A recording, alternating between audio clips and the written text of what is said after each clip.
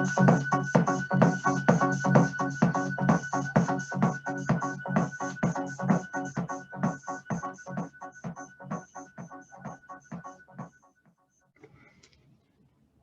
everybody. This is Carlos, President of CTD Development Services Incorporated.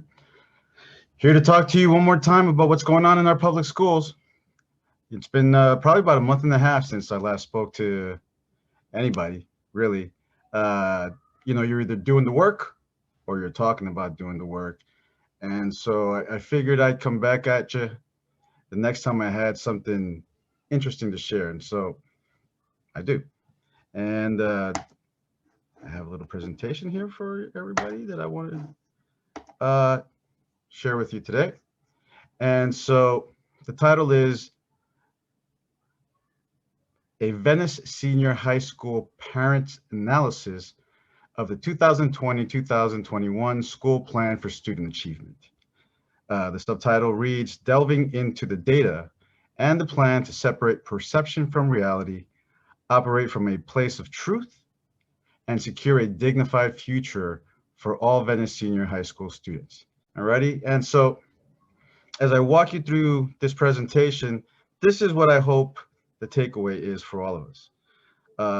And what it is a lot of realizations, right? So I hope that you realize that our school system, all the way through the university system, is as broken as our government, and with consequences that are just as severe. I also hope that you realize that you can no longer ignore what I keep bringing to the table, because I'll keep on bringing it.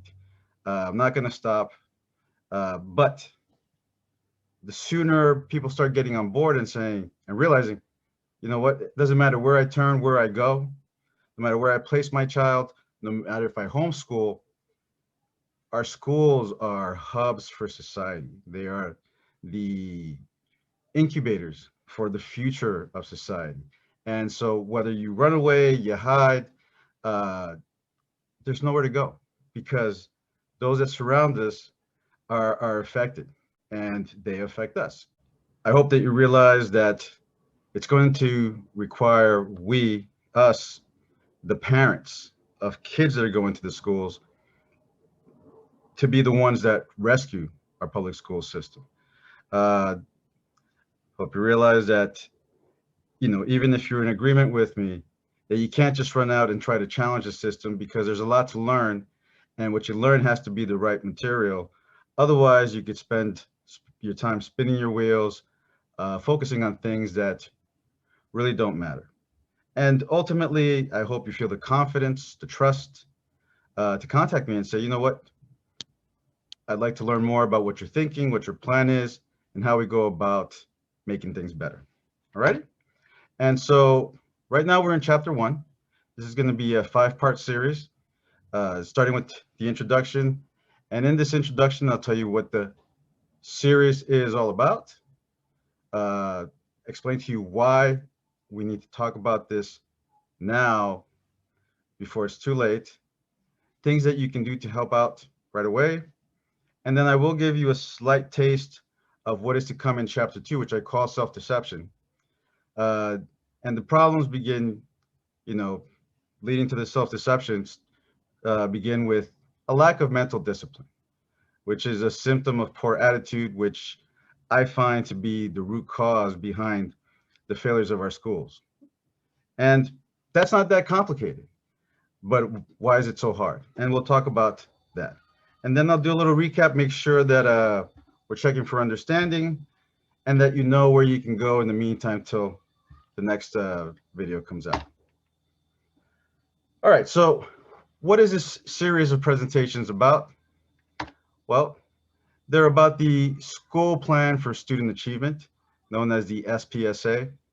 All right, this is a plan that's used to document what we're going to do for our neediest students, which in our case is going to be students that are on free and reduced lunch.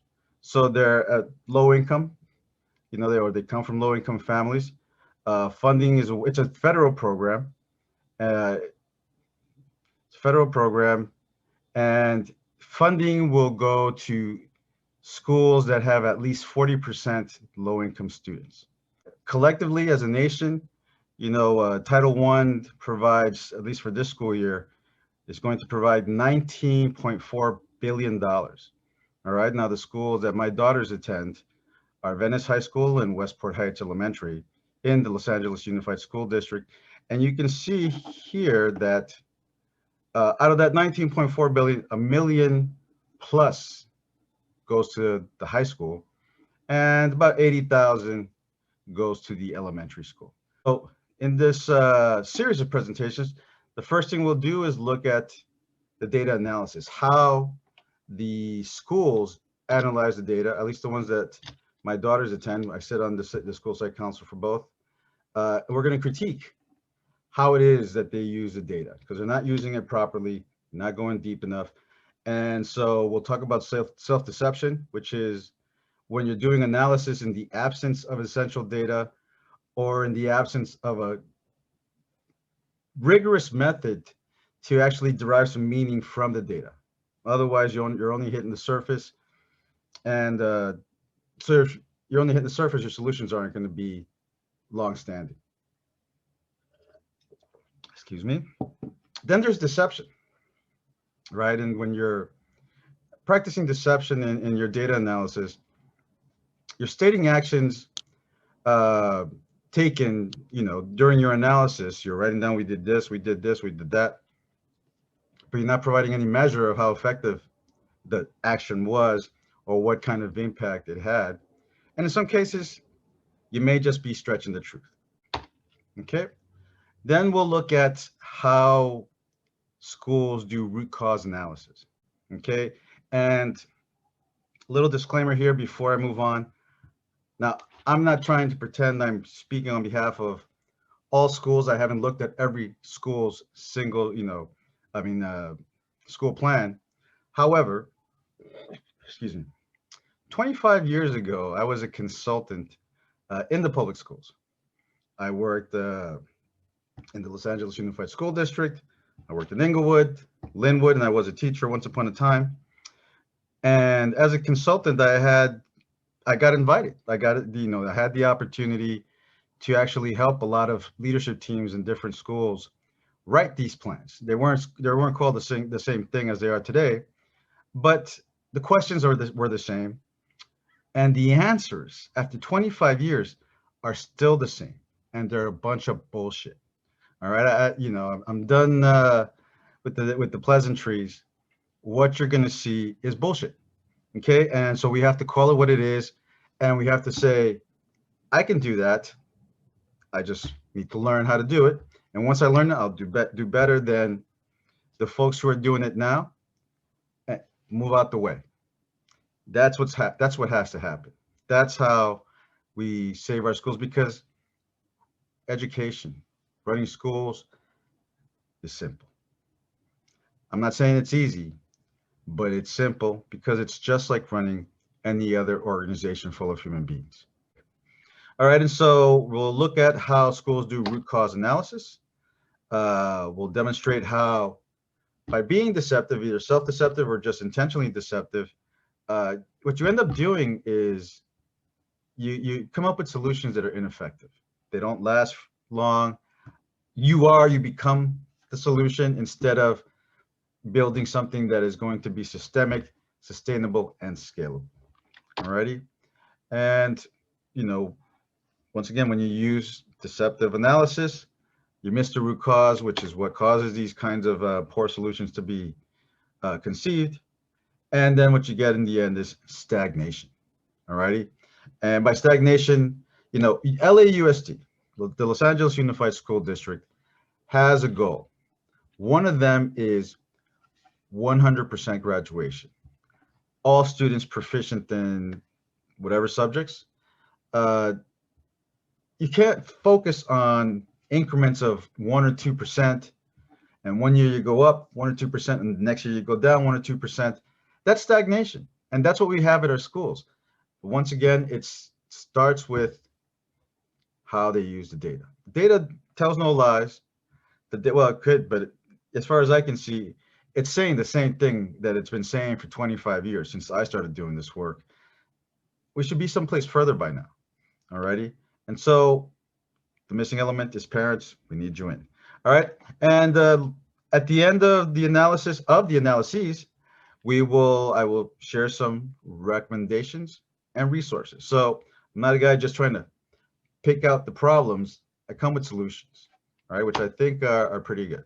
So why talk about this now, though? Okay, because I'm gonna go all out. I'm gonna start I used to blur out certain things. I used to not name names.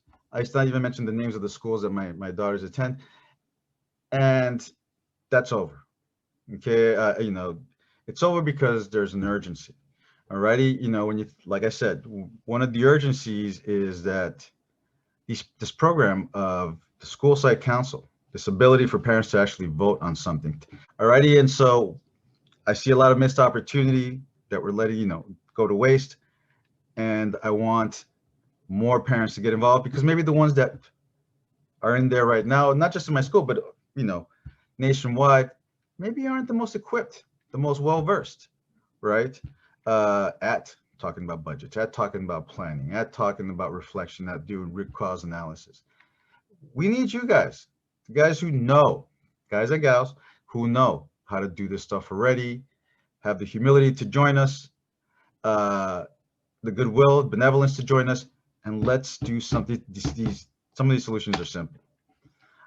And so the other reason I want to talk about this now is because there's an invisible elephant in the room, and until we address these things that we choose to ignore, progress is not going to be made. And so what are some of those? We have a lot of well-intentioned people, good people, nice people, friendly people, would do anything for you type of people, but their interpretation of the policy is off. Their execution is poor. And by poor, I mean, in the just the creation of the plan, the socialization of the plan. And the worst part of it is there really isn't any intent to problem solve. It's about the mentality I see is putting bandages on stuff, going outside of ourselves to find a solution, without ever reflecting and saying, what are we doing wrong? What can we do better? Why is it that we keep on doing the same things and expecting different results and then being thoroughly disappointed? But it's even more basic than that. Just the fact that things are done to the convenience of those that work at the school. Alrighty, so the meetings have to be at a certain time. Usually when people are working, they're not available. I mean, COVID has changed things a little bit that way, and so it actually makes it great for me, but it doesn't work for everybody. And if you can't make it, but you're interested, sorry, this is when we meet, and that's that. And that's not how this is supposed to work. Last meeting I was at the school site council for the school site council at Venice High. We were supposed to look at data and then approve our monitoring of the plan or implementation of the plan by looking at data. And what we were told was, I didn't have time, or I don't have any data. This is all I have. And then, but we got to keep moving because, at 4:30 we have another meeting. I was like, no. Our problems are deep at the schools. You can't let the calendar or the schedule or the agenda dictate, meaningful conversation, because that's part of the problem is we're lacking meaningful conversation. So the work has been rushed. The data analysis was superficial. There wasn't even any data analysis. It was more like the last 30 minutes, I swear, the rest of us sat there while we watched 3 of the teachers just from memory talk about, yeah, we have this program going on. Oh yeah, we have this program going on. And then we voted. I'm like, what are we voting on? That we are monitoring, our plan implementation? Wasn't happening. So I abstained, but everybody else voted for it, and this was after the parents there, the other parents, were thoroughly disappointed because the big accomplishment with the school site council the previous year was, agreeing that we were going to hire an extra counselor. Okay, we have 4. This was going to be a 5th, specifically to attend to our special ed and our English learner students. And then the principal comes to us this time, at the meeting and says, uh, yeah, we still have, this is the second meeting now where, oh, well, the paper is still stuck in HR. Probably because the paper was submitted at a poor time, right? But also, you know, we're looking at it like, wait a minute. So not, then we find out that two counselors are going to go on maternity leave. So now not only are we not up by one, we'll soon be down by two, right? And but somehow the conversation detoured into talking about hiring an IT guy with this Title I money that it's some extra $100,000 that we got from the district. And the conversation about the counselors is done. It's like, what's going on here, right? And so then we didn't get to do any of the analysis, right? Because we got to go. And it's like, there's something wrong with that mentality. The work, you stop working when the work is done. And that's not happened, right? And so it got tabled. And then there's all this rush about, well, we better hurry up and make a decision and submit our request because it has to be approved before a certain date. To be continued. All righty. But yeah, no sense of urgency, right? So we got our first school site council training this past Saturday, November 6th. It's the 12th week of school. Do you realize there's only 36 weeks of school in the school year, right? 180 days. Divide that by 5, 36 weeks. So 1/3 of the school year is behind us. And we're just barely getting training on stuff that wasn't that earth-shattering. I knew everything that was on there already because I do my homework. And parents, you need to do your homework. But here's the next worst part, right? We're trying to make improvements at the school, which means that we're going to have to make some changes, which means that sooner or later, we're going to have to challenge the status quo. But now the training is given by district personnel. People who are on the district payroll cannot lead this process.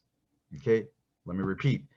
People that are on the district payroll cannot lead this process, cannot train the school site council, cannot, because you need to train us by giving us all the information so that we can challenge status quo at the appropriate time with the appropriate tools. You're not going to want to be the district employee who's known for throwing the district under the bus, throwing the school under the bus, giving them, juicy information that helps us, earn a victory.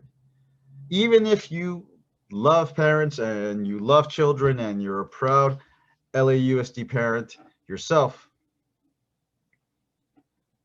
we know that you're not going to give us everything that we could use or have in order to be an equal partner with the school district. Okay, it's just not going to happen. The status quo is not going to train you to challenge it. Bottom line. Other problem. You could be educated as hell, but if you don't have a background in education and understand how the inner workings work, then you're a rookie member, and you're dealing with master bureaucrats. And I'm talking about principals and the Title I coordinator. They're master bureaucrats, of the system that they live in every day. Excuse me. You really have to do your homework to be able to go, wait a minute, no, that's not how the policy works. And then it takes some balls to say, time out, come on. You're breaking the rules. You're supposed to have a parliamentarian, which is supposed to be the rule person, but that person is new on our team. And it's actually one of the students, which I have nothing against, the student doing it, because, hey, a lot of these students are smarter than we, the adults, right? But he's a kid. He's never had to tell another adult, hey, time out, right? And so, we have a lot of things playing against us right now. And so we have that going on. And so it's really hard. It's an uphill battle, and it can be nerve-wracking. Even if, and I've stood up and spoken up every time that I felt like it. For some reason, the fact that my kid goes there, and the fact that I don't want to fight these people. I want to draw them into a collaborative process that leads to something better. It's keeping me from just right and calling things out. But on the flip side, it's going to have to happen. And it'd be nice that if there were more of us synchronized, doing it at the same time, different location, same location, doesn't matter. But we still building some critical mass. All right. And so another problem. And I won't read the rest to you. I'm going to post this presentation on my website. But here's another one that you all need to hear right now. We place a lot of trust in the staff that works at the school. We're talking about office staff, administrative staff, teachers. We put a lot of trust in them to tell us the truth, to, speak from fact, not from perception, to know how to run a school site council, how to run a school site council meeting, how to do the documentation. Why would you think that? These are either administrative clerks or educators, not business people. And I've investigated some teacher and administrative training programs.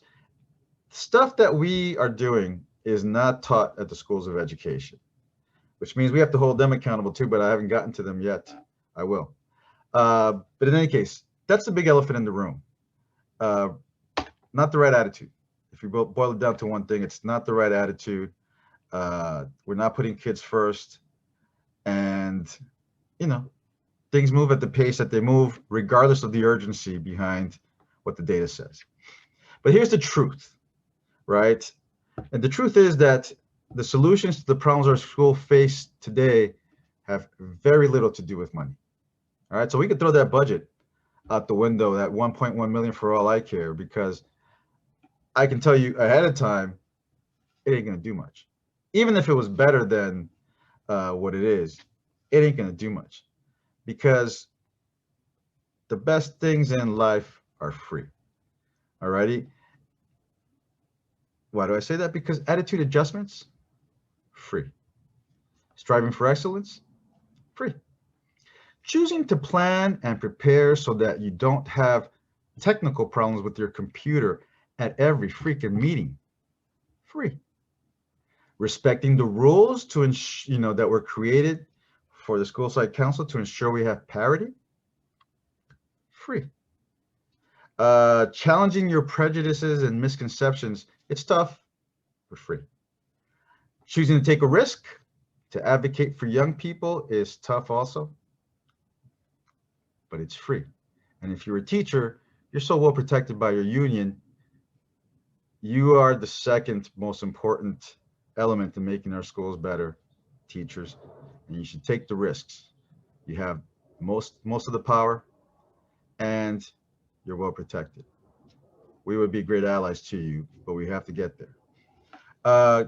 Going to YouTube or the internet in general to learn how to become better at leading, managing, teaching, collaborating. With the exception of your monthly internet bill, free. Okay? It's time to switch our angle. It's time to switch our lens. It's not about the money. We could throw double the money at the schools right now, unless we have that attitude adjustment, get rid of the elephant in the room. No change is going to happen. No improvement's going to happen. We're going to continue failing our youth. All right. Here are some of the facts. The outcomes that the federal government through Title I wants us to address are the same old problems. High absenteeism and low achievement for poor children and children with disabilities, especially, which historically have, their conditions have been exacerbated the darker their skin, right? Those are just the facts. Those are what the problems have always been, and they continue to be, alrighty? And if you look at the trend, and when I show you the graduation data for Venice High, you'll understand what I'm saying.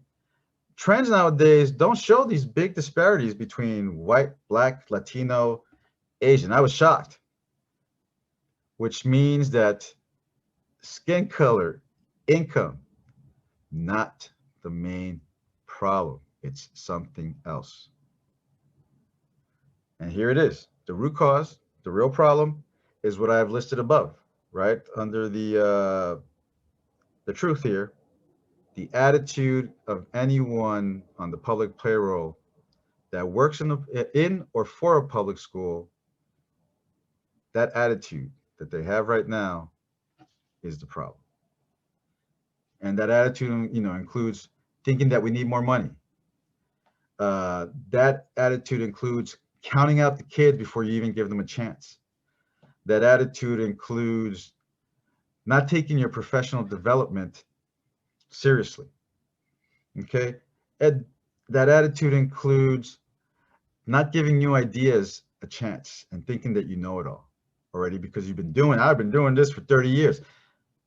Yeah, but do you know if you've ever done it right in those 30 years? What was your best year?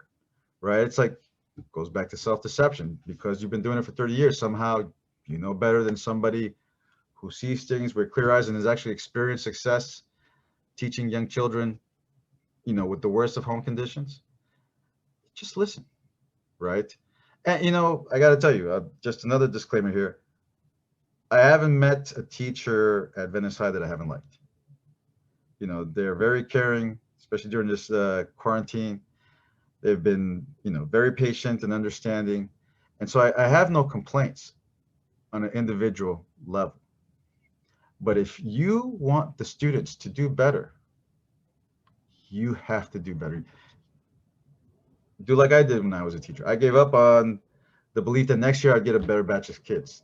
That next year I was going to get all those kids whose parents were always there. Even the best of kids, the most well-behaved, the most responsible.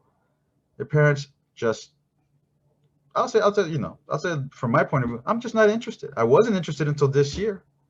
And I only became interested because my daughter had such a bad experience with a teacher. She's gifted. She gets all A's and B's. And somehow this teacher that gave her an F, and probably gave the whole class an F for the most part. And nobody said anything. And I raised hell. And nobody did anything. That's why I'm here. All right. And here, meanwhile, at the school, we haven't gotten this counselor hired to at least be down only by one. I said 2 are going to maternity leave. We can't get a community rep. We weren't able to hire a community rep. The one that we were going to hire, she was on FMLA. Like, it's okay. So let's put the ad out again and let's find somebody. It's like, what's going on there? Right? So we have no one to work on our parent outreach programs. And if you offer to volunteer, they don't let you. They don't let you contact the parents. Parents, contact me because I can't contact you. I don't know where you are or who you are, but we need to start talking. All right. And it's time, as I say here, time to push the envelope. Okay. And so in advance to anybody who thought they had a friend in me, I apologize, but make no mistake about it. A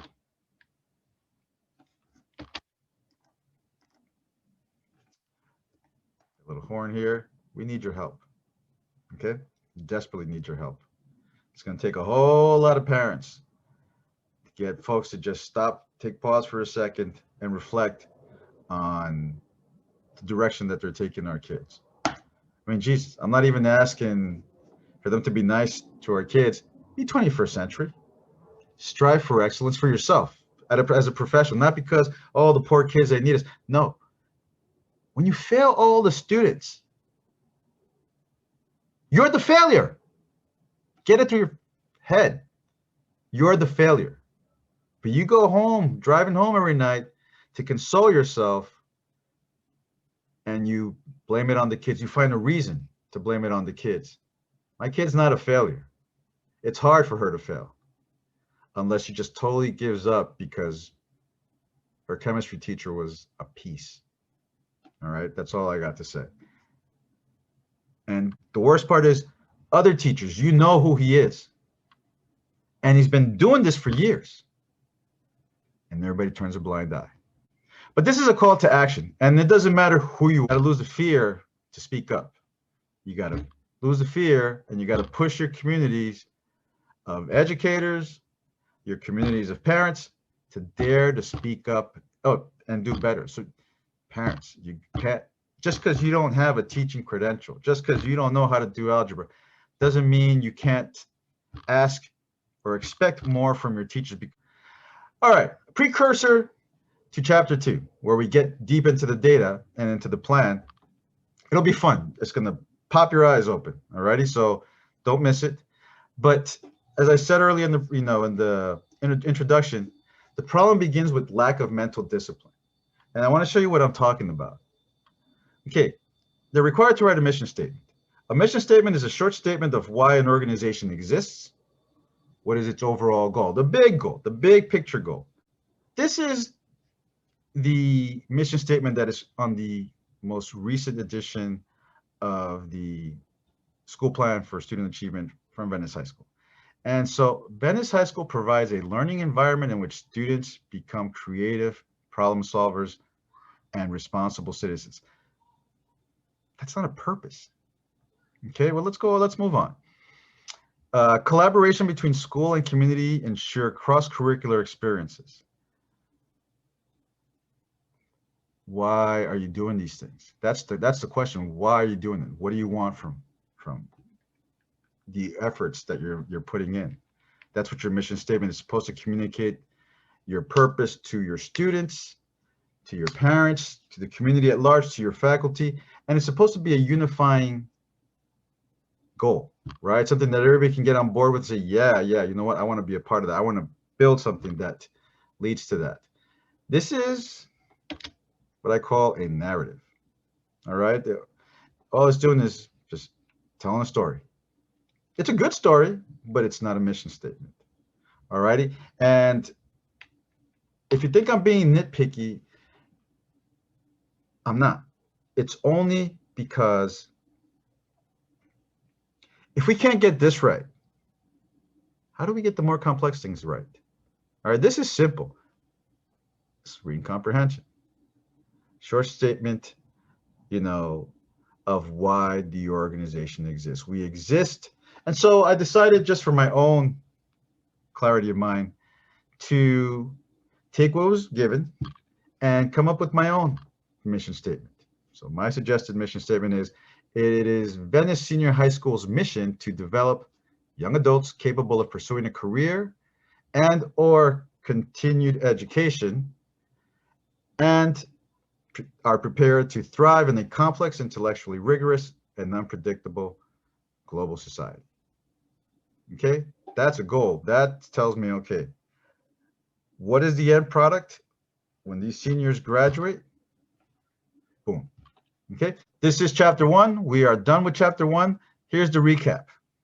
The next video will focus on the content of the SPSA, the data. Now we're going to look at the data analysis, what data you can look at, and what data was used, and then how it was analyzed.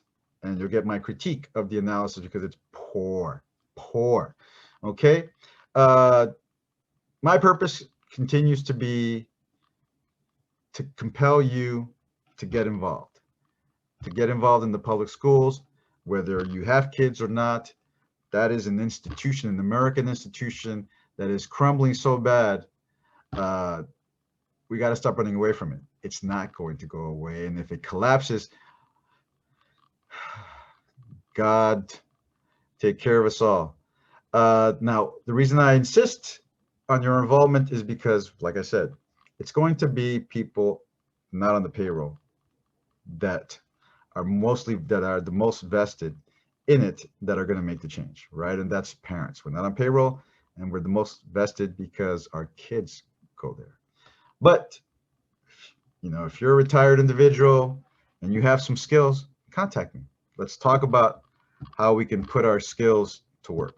I mean, I quit my job for 2 reasons. One, because my wife had to go on dialysis, and you know, the house couldn't be managed with me working 12 hours outside of the home. And so I started this nonprofit, CTD Development Services Incorporated. But the other reason was to get involved in the schools, right? I see the ugliness that is coming if we don't start treating our youth right. So that's why I'm going to continue to insist. Out of this series, what I intend to do is orient you. It's really like a little mini training, right? Just getting familiar with the verbiage, the processes. It's not that hard to capture, and once you get it, you'll flow. Alrighty, and then you won't be afraid to get involved. You won't be afraid of getting hit from left field with something that makes you feel foolish. And if you do, hey, everybody makes mistakes. Like I said, my desired outcomes is that you realize there's a lot to learn, that you must get involved, that you can't run away, and that you're the only one who can fix this. We are the only ones who can fix it. Some contact information, if you want to visit the website, visit the YouTube channel, it has tons of videos, or just email me. Now, goodbye.